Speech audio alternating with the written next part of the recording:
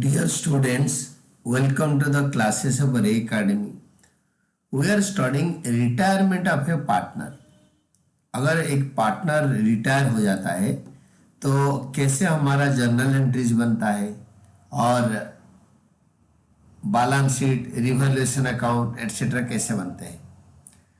तो क्वेश्चन है Chintan Ayush Sudha were partners in a firm sharing profit and losses in the ratio of 5:3:2। तो इन तीनों का रेशियो दे रखा है 5:3:2। और इसके बाद on 31 March of the current year the balance sheet as follows. Balance sheet भी दे रखा है। बैलेंस शीट में जनरल रिजर्व दे रखा है जो कि पार्टनर के कैपिटल अकाउंट के क्रेडिट साइड में, मतलब इधर बढ़ता है क्रेडिट साइड में। और प्रोविडेंट फंड का it is just a common liability. और इस क्वेश्चन में Chintan retired on the above date and it is agreed that A to F तक एडजस्टमेंट दे रखा है। Pass necessary general entries in the books of the firm on Chintan retirement. Chintan retirement में आपको journal entry पास करना है, तो ये सब कुछ नहीं बनाना है। बट मैंने आपको आप सिखाने के लिए revaluation account, partners capital account, balance sheet बनाया। यूजुअली ये बनाने के लिए दिया होता है। इधर बोला है खाली जर्नल एंट्री, मैंने जर्नल एंट्री बनाया नहीं, बट ये तीनों को बनाया। आपको समझा दूंगा कि कैसे रिवैल्यूएशन अकाउंट और कैपिटल अकाउंट से जर्नल एंट्रीज बनता है, तो आप आराम से लिखते रहना। तो वर्किंग नोट में गुडविल का ट्रीटमेंट करने के लिए आप सबसे पहले old, new and sacrificing gaining ratio निकालो। ओल्ड रेशियो सबसे पहले कैपिटल का बैलेंस दे रखा है, बाय बैलेंस ब्रेक डाउन। और जनरल रिजर्व है आपके, जनरल रिजर्व इज 20,000, तो जनरल रिजर्व को डिस्ट्रीब्यूट कर दो। Next one is doubtful debt का प्रोविजन से पहले ओल्ड रेशियो दे रखा है। ओल्ड रेशियो ऑफ चिंतन आयुष सुधा 5:3:2। अगर चिंतन रिटायर कर लिया तो न्यू रेशियो 3:2 बनेगा। तो गेनिंग रेशियो गुडविल ट्रीटमेंट के लिए न्यू माइनस ओल्ड, तो आयुष का होगा 3/10 न्यू माइनस ओल्ड, और सुधा का होगा 2/10। तो therefore gaining ratio of Ayush is to Sudha is equal to 3:2। Next one is goodwill of the firm is 1 lakh. Firm का गुडविल 1 लाख है, क्योंकि B adjustment goodwill of the firm on Chintan retirement was valued at 1 lakh and Chintan share of the same will be adjusted by debiting capital accounts of Ayush और सुधा। हमेशा होता है gaining to sacrificing. Ayush capital account debited, Sudha capital account debited to Chintan capital account. कैसे? 1 लाख का 5/10 निकालो, 50,000। चिंतन का capital account credited होगा 50,000, 5/10। ये 50,000 को 30,000, 20,000। चिंतन सुधा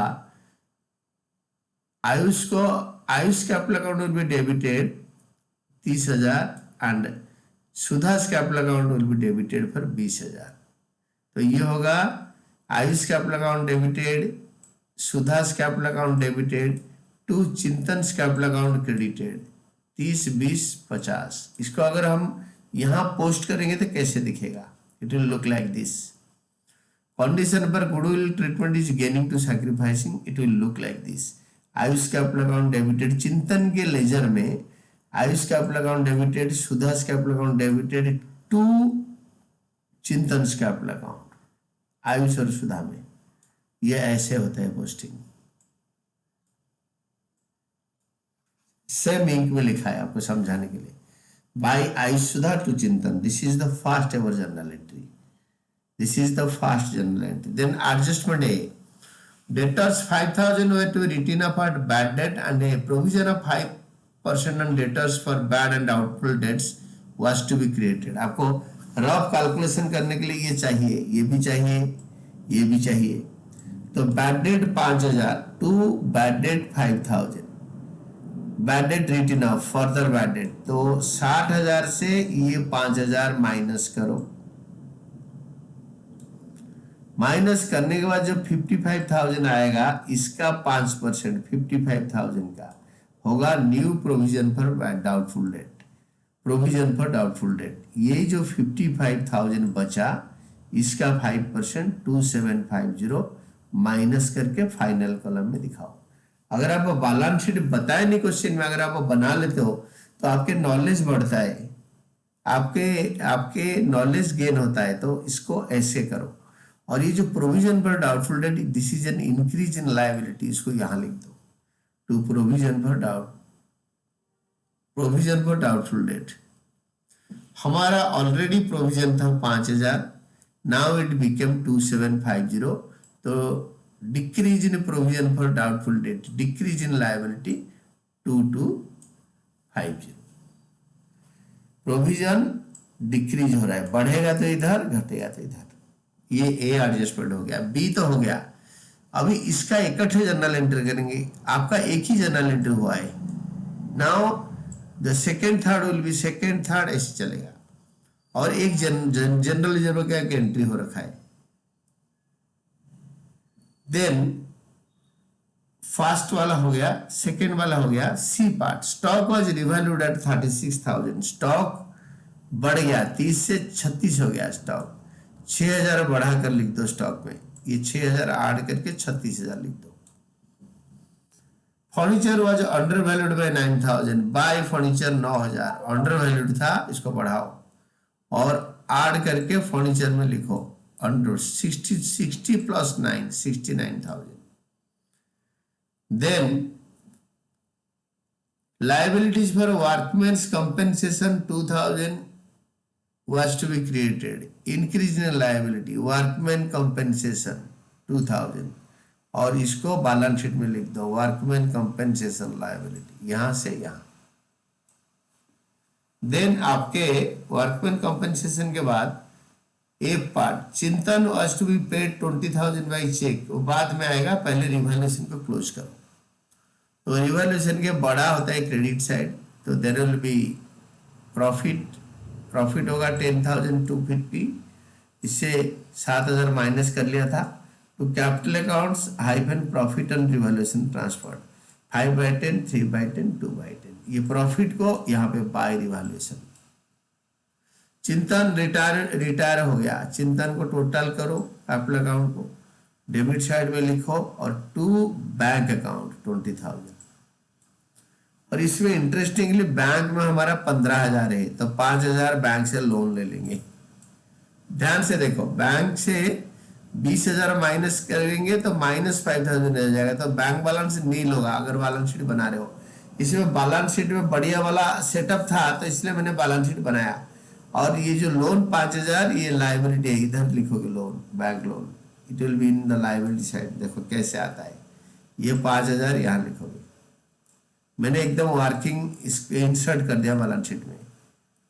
तो बैंक से लोन लेने का जर्नल एंट्री होता है, bank account debited to bank loan. Chintan को पे करने का होता है चिंतन कैपिटल टू बैंक 20,000। बाकी जो बचेगा उसका जर्नल एंट्री होगा Chintan capital account debited to Chintan loan account. चिंतन का क्लोज हो गया। आयुष सुधा दोनों का क्लोज करो। चिंतन लोन इधर आप बैलेंस शीट के लायबिलिटी साइड में दिखाओगे। फिर कैपिटल अकाउंट का आयुष सुधा का क्लोज करो, टोटल करके टू बैलेंस कैरेट डाउन निकालो और ये दोनों को बैलेंस शीट में लिखो। देन बाकी जो खाली पड़ा है, प्लांट एंड मशीनरी खाली है, इसको भर दो। और इस इधर क्या क्या रह गया, डेटर हो गया, सब कुछ हो गया। और लायबिलिटी साइड में प्रोविडेंट फंड क्रेडिटर्स 2 रह गया, प्रोविडेंट फंड क्रेडिटर्स टोटल कर दो। If it is tallying yours is correct. तो अभी जर्नल एंट्री देखो, journal entry 1, general reserve account debited to Chintan Ayush Sudha's capital. दूसरा जर्नल एंट्री होता है Ayush capital account debited Sudha's capital account debited to Chintan capital account.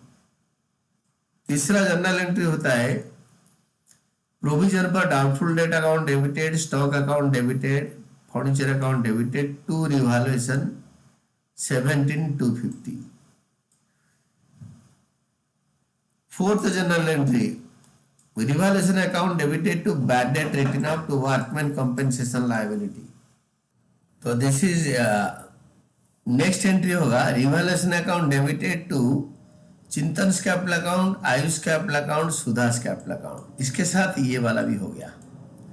Then the last entry will be second last entry, Chintan capital account debited to bank account. इससे पहले के entry करोगे bank account debited to bank loan, bank से 5,000 loan लिया, then Chintan capital to bank. Last journal entry होगा Chintan capital account debited to Chintan loan account. And these are all about your answer. अच्छी तरह अगर क्वेश्चन पढ़ के ध्यान से देखोगे, अगर आप बैलेंस शीट नहीं बनाओगे तो आपके करेक्टनेस पता नहीं चलेगा। रफ में बना लो। और वो जर्नल एंट्री निकालने के लिए रिवैल्यूएशन अकाउंट और रिवैल्यूएशन का प्रॉफिट नहीं निकालोगे तो आपके चिंतन का लोन अकाउंट का अमाउंट दे रखा है, बट बैंक से जो बैंक का अकाउंट का पेमेंट तो दे रखा है, चिंतन का लोन का अमाउंट कैसे निकलेगा? तो इसके लिए आपको रिवैल्यूएशन और कैपिटल अकाउंट डेफिनेटली बनाना पड़ेगा।